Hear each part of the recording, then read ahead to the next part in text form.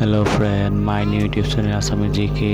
আজি ভিডিঅ'ত আপোনালোকৰ বাবে লৈ আহিছোঁ আছামৰ বিভিন্ন ধৰণৰ কম্পিটিটিভ এক্সামত আহিবলগীয়া অতি ইম্পৰ্টেণ্ট কুৱেশ্যন। যদি আপোনালোকে প্ৰয়োজন বোধ কৰে তেন্তে নোটবুক উলিয়াই লিখিব পাৰে। আজি হৈছে দ্বিতীয় খণ্ড। মোৰ আগৰ ভিডিঅ'টো আপোনালোকে চাইছে, লাইক কমেণ্ট আৰু শ্বেয়াৰ কৰিব।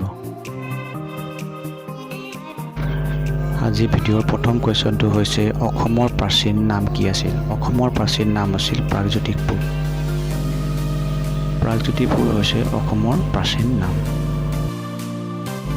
আজি ভিডিঅ'ৰ 2 নম্বৰ কুৱেশ্যনটো হৈছে অসমৰ প্ৰথম কথাছবিৰ নাম কি আছিল?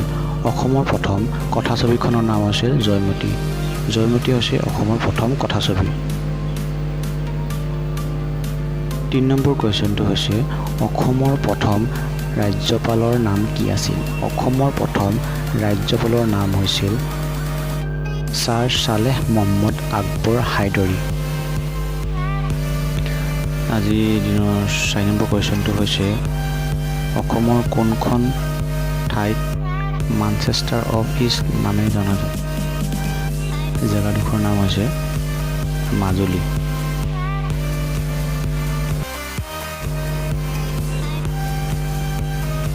5 নম্বৰ কুৱেশ্যনটো হৈছে মংগল গ্ৰহলৈ পঠোৱা প্ৰথম ভাৰতীয় উপগ্ৰহটোৰ নাম কি আছিল? মংগল গ্ৰহলৈ পঠোৱা প্ৰথম ভাৰতীয় উপগ্ৰহটোৰ নাম হৈছে মংগলযান।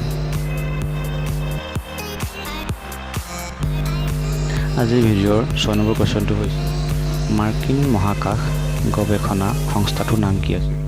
মাৰ্কিন মহাকাশ গৱেষণা সংস্থাটোৰ নাম হৈছে নাছা।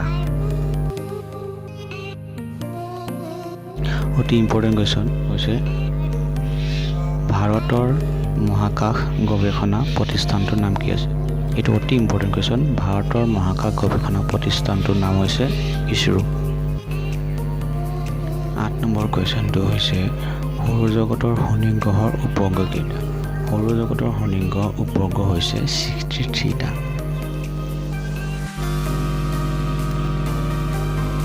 নেক্সট কুৱেশ্যনটো হৈছে শনি গ্ৰহৰ নতুন উপগ্ৰহটোৰ নাম কি? শনি গ্ৰহৰ নতুন উপগ্ৰহটোৰ নাম হৈছে পেঙি। 10 নম্বৰ কুৱেশ্যনটো হৈছে কোন দেশে সৰ্বপ্ৰথম ৰকেট নিক্ষেপ কৰিছিল? সেই দেশখনৰ নাম হৈছে ৰাছিয়া। ৰাছিয়াই পোনপ্ৰথমবাৰৰ বাবে ৰকেট নিক্ষেপ কৰিছিল।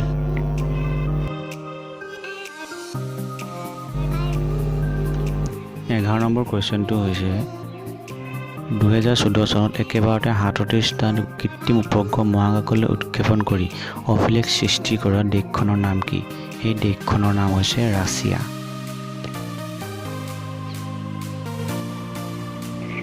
12 নম্বৰ কুৱেশ্যনটো হৈছে give me blood I will give you freedom কাৰ উক্তি?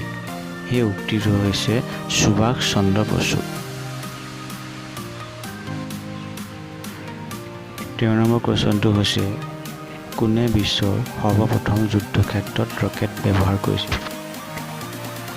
এই লোকজন হৈছে টিপু চুলতান।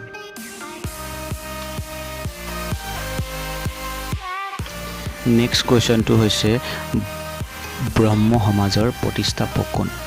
ব্ৰহ্ম সমাজৰ প্ৰতিষ্ঠাপকজনৰ নাম হৈছে ৰাজা ৰামমোহন ৰয়। নেক্সট কুৱেশ্যনটো হৈছে কোনে ভাৰতত বিধৱা বিবাহ প্ৰচলন কৰিছিল? এই লোকজনৰ নাম হৈছে ঈশ্বৰ চন্দ্ৰ বিদ্যাসাগৰ।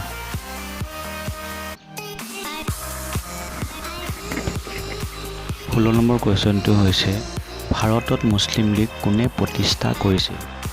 ভাৰতত মুছলিম লীগ প্ৰতিষ্ঠা কৰিছিল আগা খান। তেওঁৰ নামটো হৈছে আগা খান। 17 নম্বৰ কুৱেশ্যনটো হৈছে ভাৰতীয় জাতীয় কংগ্ৰেছৰ প্ৰথম অধিৱেশন ক'ত অনুষ্ঠিত হৈছিল? ভাৰতৰ জাতীয় কংগ্ৰেছৰ প্ৰথম অধিৱেশন অনুষ্ঠিত হৈছিল বম্বে। 18 নম্বৰ কুৱেশ্যনটো হৈছে বিশ্বৰ কনিষ্ঠতম নোবেল বঁটা বিজয়ী কোন আছিল? বিশ্বৰ কনিষ্ঠতম নোবেল বঁটা বিজয়ী লোকজন হৈছে মালালা ইউছুফজাই। মালালা ইউছুফজাই হৈছে নোবেল বঁটা বিজয়ী কনিষ্ঠতম ব্যক্তি। 19 নম্বৰ কুৱেশ্যনটো হৈছে প্ৰথম মহিলা জ্ঞানপীঠ বঁটা বিজয়ী কোন? প্ৰথম মহিলা জ্ঞানপীঠ বঁটা বিজয়ী মহিলাগৰাকীৰ নাম হৈছে আশাপূৰ্ণা দেৱী।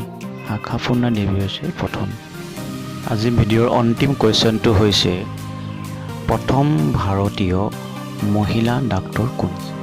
প্ৰথম ভাৰতীয় মহিলা ডক্তৰগৰাকীৰ নাম আছিল কাদম্বিনী গাংগুলী।